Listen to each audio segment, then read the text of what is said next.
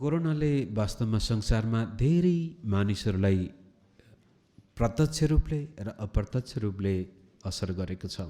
कतिका परिवारहरू सदाको लागि संसारबाट बिछोडमा पुगेका छन्। कतिपय यस्तो बिरामीसँग सङ्घर्ष गर्छन् जसले गर्दा शरीरमा निकै कष्ट भएको छ।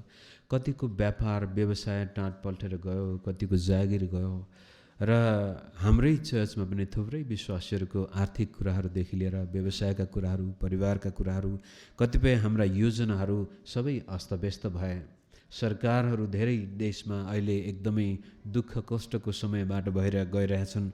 आर्थिक रूपले धेरै देशहरू गरिब हुँदैछन्, टाँट पल्टिँदैछन्।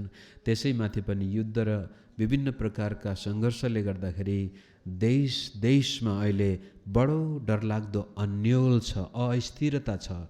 कुन बेलामा फेरि कस्तो प्रकारको मोड यो संसारले लिनेछ भन्नै नसकिने अवस्था छ। र रुस र युक्रेनको युद्धले संसारमा अर्कै प्रकारको आपत्ति र विपत्ति ल्याएको छ र युक्रेनका मानिसहरूको जीवन पनि बडो कष्टकर भएको छ। रुसको मानिसहरूलाई पनि सजिलो छैन। त्यहाँका आमाहरूले जवान छोराछोरीलाई युद्ध मैदानमा बलिदान चढाइरहेका छन्। अनर्थ भइरहेको छ संसारमा। धनी देशहरू पनि अहिले बडो अन्योलमा छन्, कमजोरमा छन्। गरिब देशको त कुरै छोडिदिउँ। यस किसिमले यो संसार दुःखले भरिएको संसारमा छौँ र हामी पनि त्यसबाट अभिन्न रहेका छैनौँ। हाम्रो जीवन पनि कहीँ न कहीँ तरिकाले त्यसको प्रभावमा परेको छ। त्यसै कारण गएको 3 वर्ष भयो हामीले धेरै कुराहरू गर्न सकेका छैनौँ। जुन प्रकारको रफ्तारमा आशा मण्डलीलाई हामीले 2018 सालमा लैजान खोजेका थियौँ, 19मा पनि कमी कमजोरी नै थिए। शारीरिक रूपले हामी धेरै पटक यहाँ आउन सकेनौँ र 20 र 21मा आएपछि त्यस्तै भयो। 22 पनि अब सिद्धिन आँटिसक्यो। त्यसले गर्दाखेरि आशा मण्डलीका कतिपय कार्य योजनाहरू, दर्शनहरू, सपनाहरू अधुरै छन्। तापनि त्यो भयो भन्दैमा हामी जिउन छोड्नु हुँदैन। परमेश्वरमाथिको हाम्रो विश्वासलाई छोड्नु हुँदैन। परमेश्वरले दिनुभएको बोलावटलाई हामीले पुरा गर्नै पर्छ। हामीले गर्ने होइनौँ वास्तवमा। त्यसै कारण मुख्य आज यो कोरिन्थीको पत्रबाट म के देखाउन चाहन्छु भनेदेखि हाम्रो तागत अनि बल आफ्नो इच्छा र उद्देश्यले कहिले पनि परमेश्वरको योजना पुरा गर्न सक्दैनौँ। यदि हामी गर्न सक्छौँ भने त्यो गर्ने तागत र बल पनि परमेश्वरकै हुनुपर्छ। परमेश्वरकै अनुग्रह, परमेश्वरकै शक्ति र सामर्थ्यमा हामी महामारीमा होस् अथवा सकालमा होस्, चाहे अनिकालमा होस्, दुःखमा होस् या सुखमा, हर समय यदि हामी केही कुरो गर्न सक्नेछौँ भने त्यो पनि परमेश्वरको अनुग्रह, उहाँको शक्ति र सामर्थ्यले मात्रै सम्भव हुन्छ। होइन भनेदेखि हामी तुरन्तै अहङ्कारमा, घमण्डमा परिणत हुन सक्छौँ अथवा हतोत्साहित र निराश भएर आफ्नो बोलावटलाई नै थन्काएर अर्कै बाटोतिर पनि जान सक्ने सम्भावना आउँदछ। त कोरिन्थीको पत्र लेख्दाखेरि हामीले कोरिन्थीको पृष्ठभूमिलाई पनि छोटकरीमा हेर्नुपर्ने हुन्छ। पावल प्रेरित, हामीले प्रेरितको किताबबाट हेऱ्यौँ भनेदेखि दोस्रो मिसनरी यात्रामा जाँदाखेरि उहाँ यरुसलेम हुँदै एन्टियोक हुँदै एसिया माइन आजको टर्की भन्ने देश जाँदै उहाँ आजको ग्रिस भन्ने देशमा जानुहुन्छ, म्यासेडोनियातिर जानुहुन्छ। जाँदै गर्दाखेरि उहाँलाई फिलिप्पीमा सतावट हुन्छ, त्यसपछि थेसलोनिकीमा सतावट हुन्छ, बेरियामा जाँदा पनि त्यस्तै भयो। हुँदै हुँदै आजको ग्रिस देशको एथेन्समा पुग्नुहुन्छ। एथेन्स सहरमा पुगिसकेपछि पनि त्यहाँ पनि उहाँलाई बस्न गाह्रो भएपछि कोरिन्थी भन्ने एउटा टापुमा जानुहुन्छ। यो चाहिँ छोटो सानो टापु हो, तर निकै महत्त्वपूर्ण बन्दरगाह, निकै धनाढ्य सहर। आजको सिङ्गापुर अथवा हङकङ जस्तै त्यो बेलाको निकै प्रख्यात टापु थियो।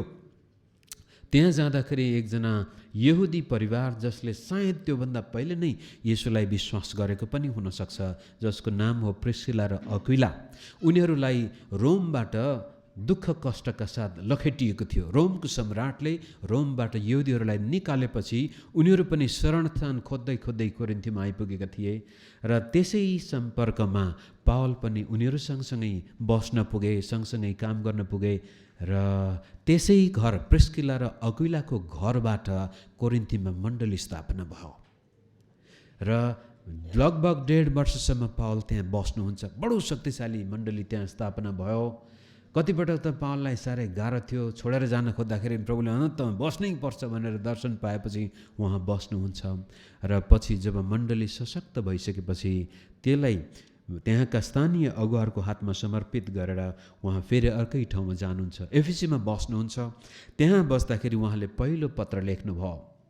पहिलो पत्र लेख्नुको कारण पनि के थियो भनेदेखि पावलले छोडेर आइसकेपछि त्यहाँका अगुवाहरूमा प्रतिस्पर्धात्मक आत्मा आयो, झुटा शिक्षकहरूको प्रभाव पनि आयो, त्यस्तै प्रकारका शारीरिक ख्रिस्टियनहरूको प्रभाव आउन थाल्यो, स्थानीय संस्कृतिको प्रभाव पर्न थाल्यो। फलस्वरूप कोही पावलको पक्षमा, कोही पत्रुसको पक्षमा, कोही ख्रिस्टको पक्षमा, कोही अपोलोसको पक्षमा विभाजन आयो मण्डलीमा।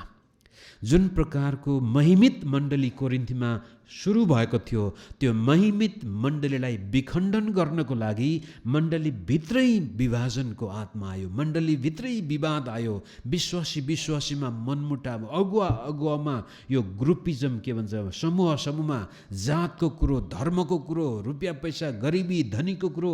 11 अध्यायमा पहिलो कोरिन्थी 11 आउँदाखेरि त प्रभु बोस पनि ठट्टाको विषय भइसकेको थियो। त्यसले गर्दाखेरि पावलले कोरिन्थीको पहिलो पत्रमा बडा कडा शब्दमा प्रस्तुत गर्नुभएको छ। कोरिन्थीका विश्वासीहरूलाई निकै गाली गरेको छ। त्योभन्दा पनि अझ कडा शब्दमा अर्को पत्र लेख्नु भएको रहेछ, त्यो पत्र हामीसँग छैन। त्यो पत्रको बारेमा कुरा गर्दाखेरि 2 अध्यायको पहिलो कोरिन्थी 2 अध्यायको 1 देखि 4 पद हेरौँ। त्यहाँ यसरी भन्नुहुन्छ, त्यो कोरिन्थीका विश्वासीलाई लेख्नुभएको पत्रको बारेमा चाहिँ त्यो पत्र उनले तीतसको हातमा पठाउनु भएको थियो। 2 कोरिन्थी 2को 1बाट 4सम्म। तिमीहरूलाई कष्ट दिन अर्कोपल्ट फेरि नआउने नै मैले निश्चय गरेँ, किनकि मैले तिमीहरूलाई दुखित तुल्याएँ भने मैले दुखित तुल्याएको त्यस मानिस बाहेक अरू कसले मलाई खुसी तुल्याउने र मैले जे कुरा लेखेँ त्यो यस हेतुले लेखेँ कि म आउँदा जुन व्यक्तिहरूद्वारा मैले आनन्द पाउनुपर्ने थियो तिनीहरूद्वारा म दुखित नहुँ। कोरिन्थीका मण्डलीमा भएका समस्याहरूलाई सम्बोधन गरेर उहाँले पहिलो कोरिन्थीको पत्र लेख्नुभयो। त्यसपछि यो पत्रको बारेमा कुरा गर्दाखेरि पनि उहाँले कडा शब्दमा लेखेको कुरो हामी यहाँ अनुमान लगाउन सक्छौँ कि त्यो व्यक्ति जसले मलाई खुसी दिनुपर्ने थियो, जसै हिजो गुरुआमा र म कुरा गर्दै थियौँ, काठमाडौँमा झरेपछि हाम्रो मण्डलीमा यस्ता विश्वासी भएर अगुवाहरू भएर पास्टर आउँदैछ भन्ने थाहा पाएर हामीलाई लिन आइदिए पनि त हुन्थ्यो नि। फेरि तपाईँलाई विजय भाइलाई गाडी किनेको देखेर सिधै भनेको होइन है भाइ, कहाँ पो हुनुहुन्छ उहाँ थाहा भएन। जुन व्यक्तिले मेरो हृदयमा सुख ल्याउनु पर्ने थियो त्यसले दुःख नल्याओस् भनेर म यो पत्र लेख्दैछु। कोरिन्थी एउटा महिमित मण्डली थियो, तर तिम्रो भित्रै आएको यो समस्या, व्यभिचारको समस्या, फुडको समस्या, मूर्ति तन्त्र मन्त्रको समस्या, मुद्दा मामिलाको समस्या, यस्ता खालका समस्याको कारण उहाँले भन्दै हुनुहुन्छ त्यो पत्र लेख्नुको मुख्य कारण चाहिँ त्यो भाइले पनि पश्चाताप गरेर मलाई दुखित तुल्याउनुको सट्टामा सुख देओस्। किनभने 4 पद मुख्य हो, किनभने तिमीहरूलाई दुखित तुल्याउन होइन तर तिमीहरूप्रति भएको मेरो प्रशस्त प्रेम तिमीहरूले जान भनेर हृदयको धेरै पीडा र वेदनामा धेरै आँसु बगाउँदै मैले तिमीहरूलाई लेखेथे। यो धेरै आँसु बगाएर लेखेको पत्र हाम्रो हातमा छैन, कता हरायो थाहा भएन। कतिले त हुन त यो पहिलो पत्र नै होला भन्छन्, तर पहिलो पत्रमा त्यस्तो आँसु नै बगाएको हामी देख्दैनौँ। यो तीतसलाई पठाउनु भएको थियो मण्डलीको समस्या समाधान गर्नको लागि। तीतस र तिमोथी पावलका निकै नजिकका सेवकहरू थिए, राइट ह्यान्ड र लेफ्ट ह्यान्ड भन्छौँ कि दाहिने र देब्रे हात नै थिए।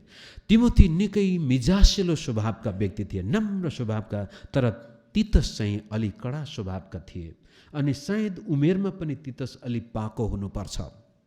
समस्या समाधानको लागि नेतृत्वलाई एकदमै प्रबल तरिकाले अगाडि लैजाने सम्भावना तीतसको हातमा थियो। त्यसै कारण त्यो समस्या समाधान गर्नको लागि तिमोथीलाई पठाउँदाखेरि भएन र तीतसलाई पठाएको थियो। त्यसलाई हेर्नको लागि हामी 2 अध्यायको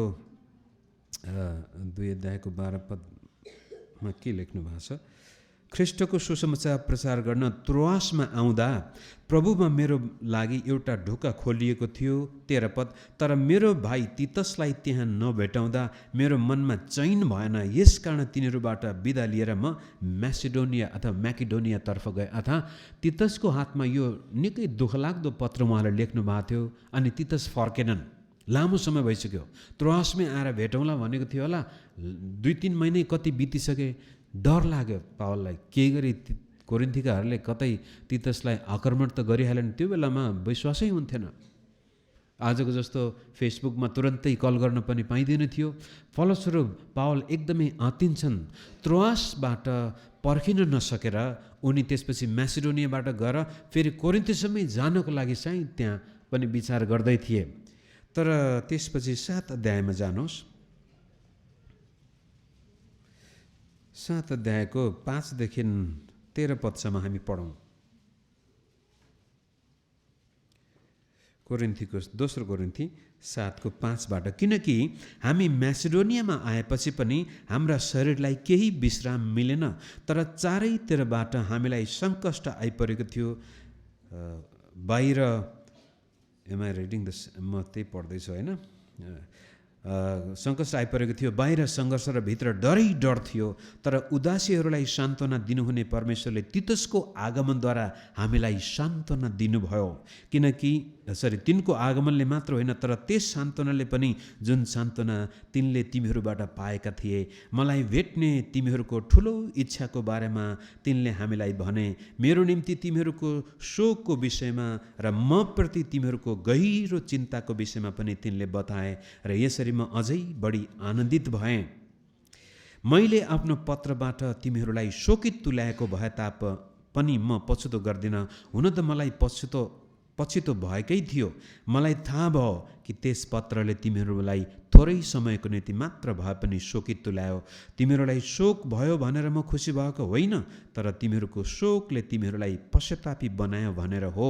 किनभने तिमीहरूले ईश्वरीय शोकको अनुभव गर्यौ र हामी तर्फबाट तिमीहरूले केही नोक्सानी सहनु परेन। किनभने ईश्वरीय शोकले मुक्तिको निम्ति पश्चाताप उत्पन्न गर्छ र त्यसपछि पछुतो हुँदैन।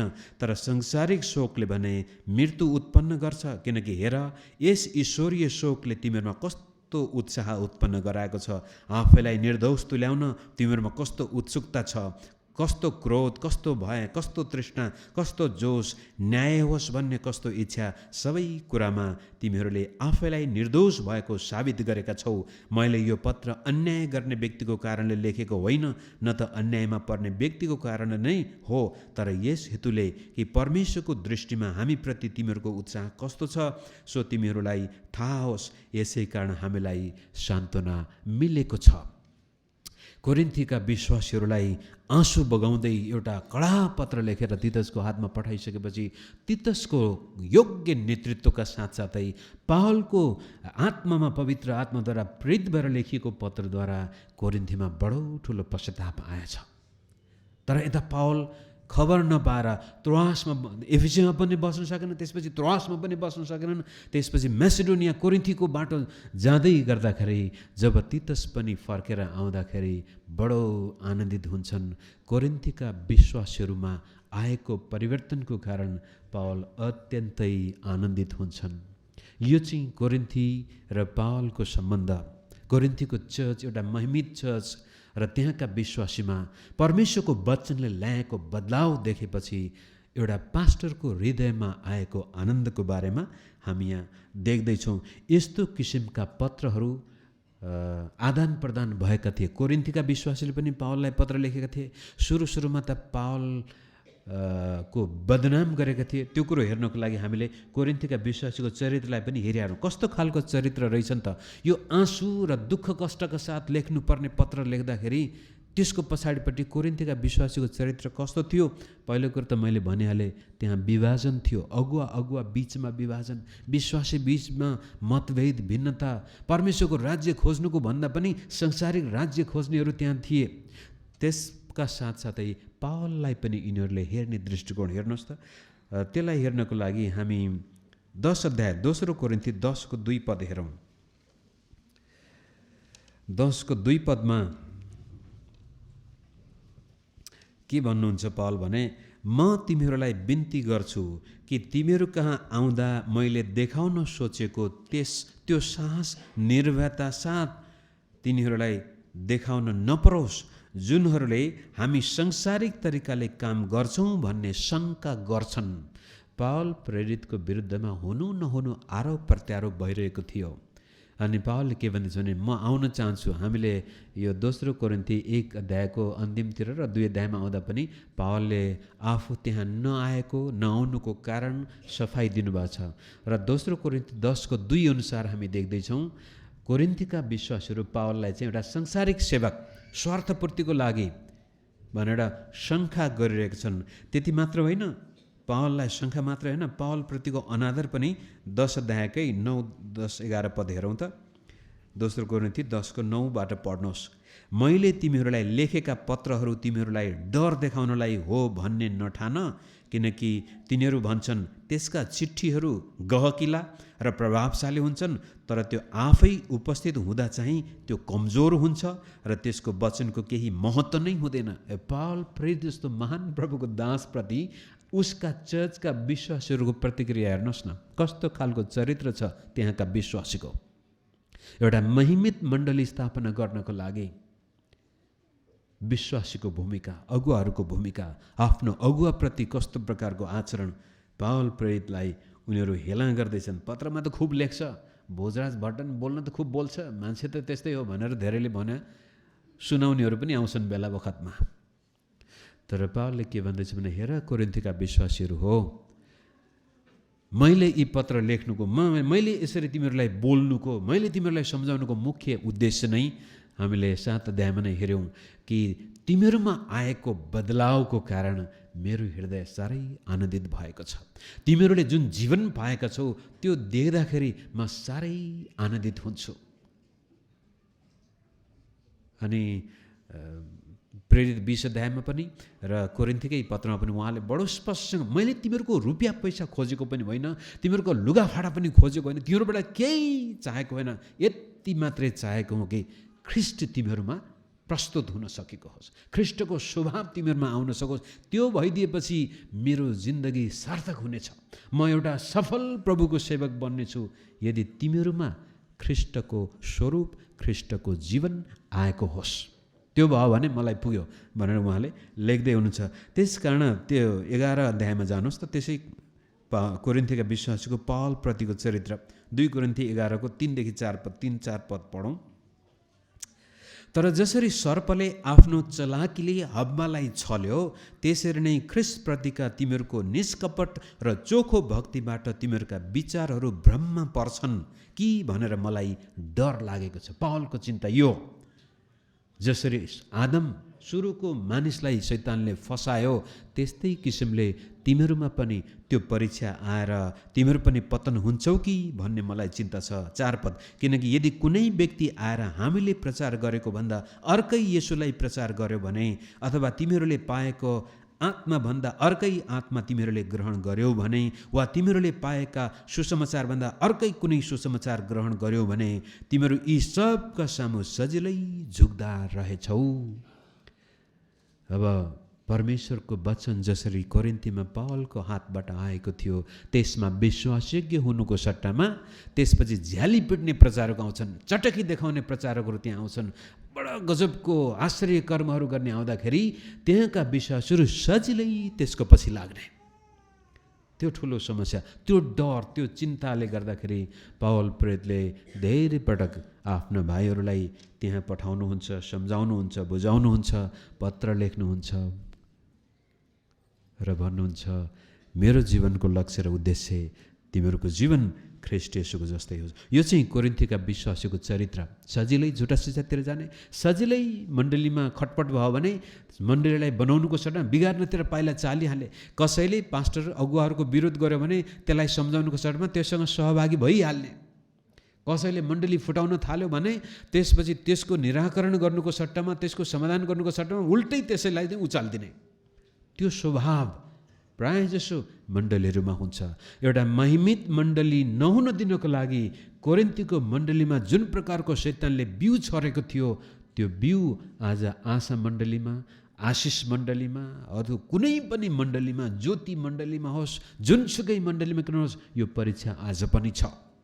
एउटा राम्रो कलकलाउँदो रहर लाग्दो मण्डली बढ्दैछ भने त्यसलाई त्यो टुसामा नै निमुट्नको लागि शैतानले जसरी आदम र हव्वालाई निमुटेको थियो, त्यो परीक्षा कोरिन्थमा पनि आउँछ कि भन्ने डरको कारण पावल सधैँभरि दुःख र प्रार्थना साथ सेवामा निरन्तर हुन्थे।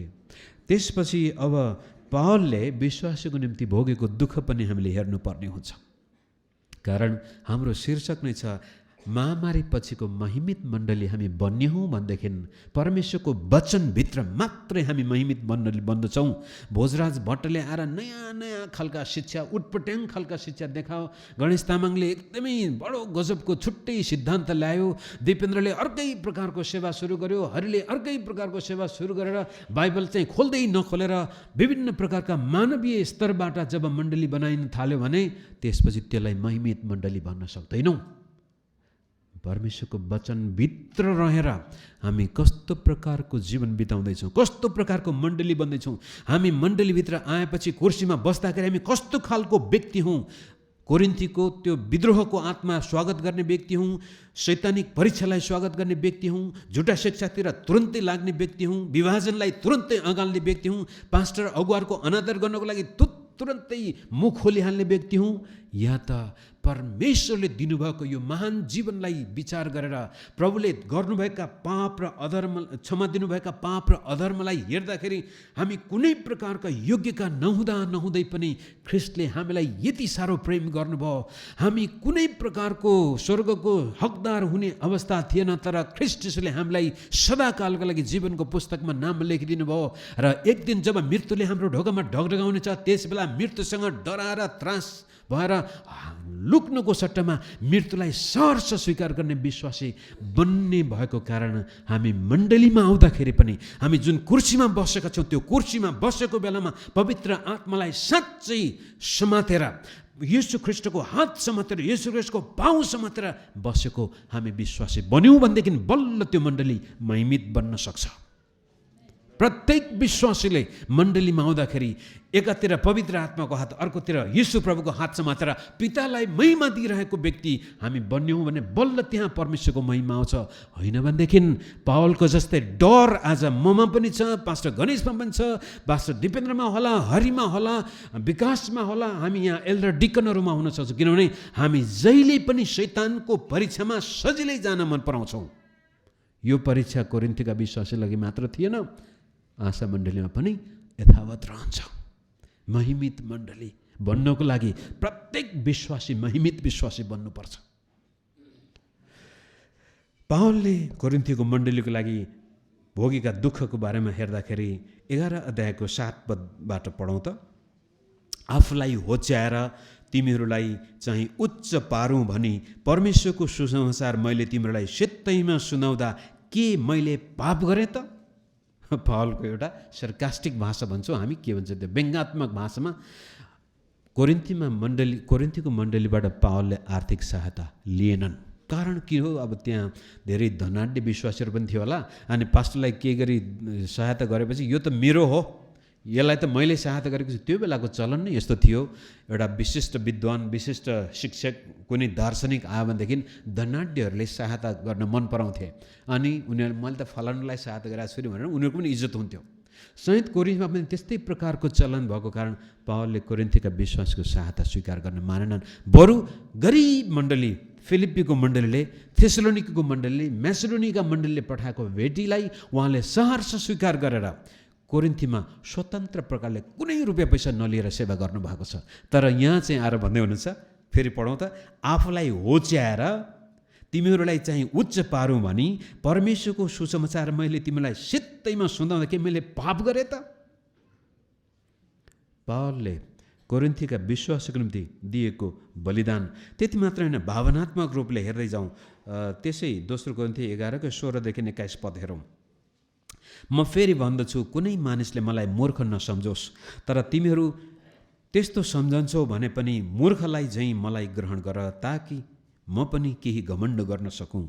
मेरो यस घमण्डको निश्चयमा म प्रभुको अधिकारमा होइन तर मूर्ख झैँ बोलिरहेछु। यो कोरिन्थीहरू मूर्ख काम गर्दै थिए, त्यसकारण पावलले भन्छ म पनि मूर्ख बन्न चाहन्छु, मलाई पनि अलि मौका देऊ न भनेर यो व्यङ्ग्यात्मक भाषामा उहाँले भन्नुहुन्छ, बोलिरहेछु। 18 पद, धेरैले संसारिक कुराहरूमा घमण्ड गरेका हुनाले म पनि गर्दछु। तिम्रो आफै यति बुद्धिमान भएछौ कि खुसी साथ मूर्खहरूलाई सहँदा रहेछौ। अब पावल जस्तो प्रभुका दासलाई छोडेर त्यहाँ हिजो अस्ति आएका उर्पट्याङ खालका शिक्षा ल्याउनेहरूको पछि त्यहाँका विश्वासहरू लाग्दथे। त्यसै कारण हो तिमीहरू त सजिलै सहँदा रहेछौ, किनकि यदि कुनै मानिसले तिमीहरूलाई कमरा तुल्याउँछ वा तिमीहरूलाई आफ्नो शिकार बनाउँछ वा तिमीहरूबाट फाइदा उठाउँछ। अब यहाँनिर हिजो आज थुप्रै ठाउँमा हाम्रो मण्डलीमा आउनुहोस्, हाम्रो मिटिङमा आउनुहोस्, 1500 दिनुपर्छ, 500 दिनुपर्छ भने आशा मण्डलीबाट पनि सायद तपाईँहरू कतिजना जानुभएको छ होला। जसले हामीबाट फाइदा उठाइरहेछ, जसले हामीलाई लुटिरहेछ, धर्मको नाउँमा व्यापार गरिरहेछ, सेवाको नाउँमा व्यापार गरिरहेछ, ठगिरहेछ, अनि ठुल्ठुला ब्यानरहरू बनाएर, अब तपाईँले यहाँ देख्नुभयो यो ब्यानर पनि बल्ल अहिले राख्दैछौँ हामीहरू। डक्टर रेभरेन्टहरू कहिल्यै नभएका डक्टर पनि डक्टर भइरहेछन्। त्यस्ताहरू आएपछि हामी त्यसपछि तुरन्तै त्यसको दास बन्न पनि तयार हुन्छौँ। कोरिन्थमा पनि त्यही समस्या थियो। तर आफ्नो पास्टरले निस्वार्थ सेवा गरेको छ, आफ्नो जीवनको हड्डी खियाएर सेवा गरिरहेछ, तर उसको मतलब छैन।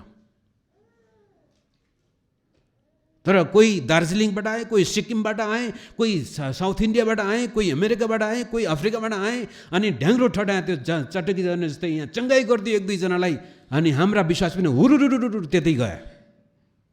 त्यस्तो खालको मण्डली महिमित मण्डली होइन। त्यस्ता विश्वासहरूले पनि परमेश्वरको महिमा आफ्नो जीवनमा देख्दैनन्। पछि गएर ती विश्वासहरू पशुत्वमा, त्यसपछि तितोपनामा, रिसमा कहिल्यै त्यो नफुल्ने प्रकारको बिरुवा भइदिन्छन्।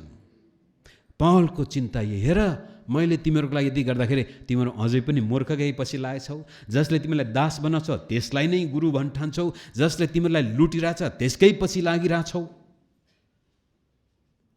मैले तिमीहरूको बिचमा सेवा गर्दाखेरि कसैको 1 रुपियाँ पनि लिएको थिएन, त्यो चाहिँ मैले तिम्रो विरुद्धमा पापै गरेको रहेछु। त तलसम्म पढ्दै जाउँ, बडो कहिलेकाहीँ हाँसो पनि उठ्छ पावललाई देखेर मलाई। उहाँले यसरी पनि भन्नुहुन्छ 20 पद, किनकि यदि कुनै मानिसले तिमीहरूलाई कमरा तुल्याउँछ वा तिमीहरूलाई आफ्नो शिकार बनाउँछ वा तिमीहरूबाट फाइदा उठाउँछ अथवा धाक जमाउँछ वा तिमीहरूलाई मुखैमा थप्पड लाउँछ भने पनि तिमीहरू सब सहँदा रहेछौ। आफ्नो पास्टरले सम्झाउँदाखेरि रिस उठ्ने, तर बाहिरबाट आएको कोही व्यक्तिले चाहिँ हामीलाई पिट दिए पनि हो, त्यो त अभिषेक पाएको व्यक्ति पो हो त। एकजना कनेडियन प्रचारक हुनुहुन्थ्यो, टड बेन्टली उनको नाम। 2007-8 सालदेखि 10 सालसम्म निकै चम्किनु भयो। एक दिन एउटा स्त्रीको पेटमा के रोग रहेछ, उनको चङ्गाइमा आउँदाखेरि लात्ताले हानेर पछाडिदियो, अनि धेरै विश्वमा त्यसको आलोचना भयो। तर उनका के भनौँ प्रशंसकलाई के भन्छौँ हामीहरू, उनको पछि लाग्नेहरूले बडो डिफेन्ड गरे, होइन यो त अभिषेक भएको व्यक्ति हो, उसले त जे पनि गर्नुहुन्छ। 2010मा त्यही महान प्रचार के भन्छ चङ्गाई भएर विश्वभरिबाट मानिसहरू गइरहेथे, अनि त्यसै ठाउँको एउटा व्यवस्थापिकासँग व्यभिचारमा बसेको कुरा स्पष्ट देखा पर्छ र उनीहरू त्यसपछि अभिषेक पनि माटोमा गयो। त्यो लात्ताले हान्ने खालको प्रचारक पनि कहाँ गयो। तर आफ्नो मण्डलीमा दुःख कष्ट साथ तपाईँको लागि मेहनत गर्ने पास्टरहरूलाई हामी वास्ता गरेर हुँदैन। कोरिन्थीको मण्डलीको समस्या त्यो थियो। त्यसै कारण पावलले आँसु बगाउँदै पत्र लेख्नुहुन्छ, त्यसपछि भाइहरू पठाउनुहुन्छ, ताकि तिमीहरूमा ख्रीष्ट येशू उत्पन्न हुनुभएको होस्, तिमीहरूको अनुहारमा ख्रीष्टको अनुहार झल्किन सकेको होस्, तिमीहरूको अनुहारमा ख्रीष्ट येशूको महिमा झल्केको होस्। त्यो हाम्रो उद्देश्य हो। त्यसकारण तिम्रो सहन्छौ 21 पदमा, म लज्जित भएर स्वीकार गर्छु कि हामीले चाहिँ यो सब सहन सकेनौँ। यो सहन सकेनौँ भन्ने शब्दलाई उल्था गर्दाखेरि हामी लज्जित भएर स्वीकार गर्छौँ कि हामीले यो गर्न सकेनौँ भन्नु पनि हो। भन्न खोजेको कुरो यो सर्कास्टिक भाषामा मैले पनि त्यसै गरेको भए हुने रहेछ, तिमीहरूबाट भेटी उठाएर लुटेर गरेको भए हुने रहेछ, अभिषेक पाएको छु प्रभु बोल्नुभयो भनेर जे गरेको पनि हुने रहेछ, मैले चाहिँ त्यो गरेन, गल्ती गरेछु क्या हो। तिमीहरूले पैसा दिएको थियो त्यो पनि स्वीकार गर्नुपर्ने थियो। मैले आफ्नै दुःख कष्ट गरेर अरू विश्वासले दिएको सहायताबाट तिम्रो सेवा गर्न खोजेँ, आखिर त्यो मैले गल्ती पो गरेको हुँ क्या हो। यस किसिमले मित्रहरू पौल प्रेरितले आफ्नो जीवनमा परमेश्वरको महिमित मण्डली निर्माण गर्नको लागि धेरै मेहनत गर्नुभयो, दुःख कष्ट गर्नुभयो। उनकै दुःख कष्टको सेरोफेरोमा हामी यो सम्मेलनलाई पनि अगाडि लैजानेछौँ। कोरिन्थीकै विश्वासीहरूको सामनेमा हामी आफ्नो विश्वासलाई दार्नेछौँ। पौल प्रेरितले भन्नुभएका वचनहरूलाई हेर्दै हामी अगाडि जानेछौँ र त्यसपछि यो कोरिन्थीको पृष्ठभूमिलाई यहीँ राख्दै कोरिन्थीको पत्रबाट निकालिएका 2-3वटा सार यहाँनिर म प्रस्तुत गर्नेछु। तर मेरो समय गइसकेको कारण अहिलेलाई म यतिकै राख्छु र दोस्रो सेसनमा हामी अगाडि जानेछौँ। एकछिन हामी विचार गरौँ, हामी महिमित मण्डली बन्ने हो भनेदेखि हामी प्रत्येक विश्वासी महिमित विश्वासी बन्नु परेको छ र हाम्रो मण्डलीबाट परमेश्वरले आफ्नो महिमा अवश्य लिनुहुनेछ। हाम्रो अनुहारमा ख्रीष्ट येशूको महिमा निश्चय नै चम्कनेछ। आमेन। हुन्छ, म बाँकी समय भाइलाई दिन्छु।